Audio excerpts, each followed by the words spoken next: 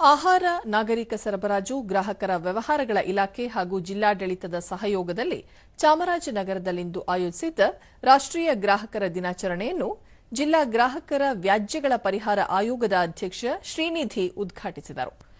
ಈ ವೇಳೆ ಹಿರಿಯ ಸಿವಿಲ್ ನ್ಯಾಯಾಧೀಶರಾದ ಈಶ್ವರ್, ಜಿಲ್ಲಾ ಪಂಚಾಯಿತಿ ಉಪಕಾರ್ಯದರ್ಶಿ ಲಕ್ಷ್ಮಿ ಮತ್ತಿತರರು ಉಪಸ್ಥಿತರಿದ್ದರು.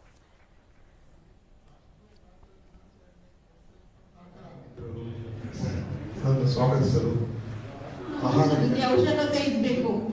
ಸುಮ್ಮನೆ ಬಂದು ಅವ್ರಿಗೆ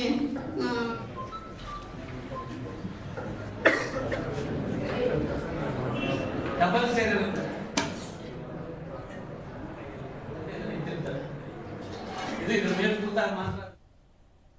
ಬಳಿಕ ಶ್ರೀನಿಧಿ ಸಾರ್ವಜನಿಕರು ತಮಗಾದ ವಂಚನೆಗಳ ಬಗ್ಗೆ ದೂರು ದಾಖಲಿಸಿ ಸೂಕ್ತ ಪರಿಹಾರ ಕಂಡುಕೊಳ್ಳುವ ನಿಟ್ಟಿನಲ್ಲಿ ಅವರಿಗೆ ಮಾಹಿತಿ ನೀಡುವುದು ರಾಷ್ಟ್ರೀಯ ಗ್ರಾಹಕರ ದಿನಾಚರಣೆಯ ಪ್ರಮುಖ ಉದ್ದೇಶವಾಗಿದೆ ಎಂದರು.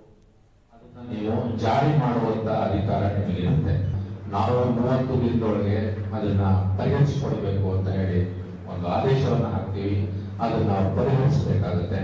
ಪರಿಹರಿಸದೇ ಇದ್ದ ಪಕ್ಷದಲ್ಲಿ ಅವರು ಕಾನೂನಿನ ಪ್ರಕಾರ ಶಿಕ್ಷೆಗೆ ಅರ್ಹರಾಗ್ತಾರೆ. ಹಿರಿಯ ಸಿವಿಲ್ ನ್ಯಾಯಾಧೀಶರಾದ ಈಶ್ವರ, ಸಾರ್ವಜನಿಕರು ಕಾನೂನಿನಡಿ ಪ್ರತಿಪಾದಿಸಿರುವ ಹಕ್ಕುಗಳು ಹಾಗೂ ಕರ್ತವ್ಯಗಳ ಬಗ್ಗೆ ಅರಿಯಬೇಕು ಮತ್ತು ಆಗ ಮಾತ್ರ ವಂಚನೆಯಿಂದ ಪಾರಾಗಲು ಸಾಧ್ಯ ಎಂದು ತಿಳಿಸಿದರು.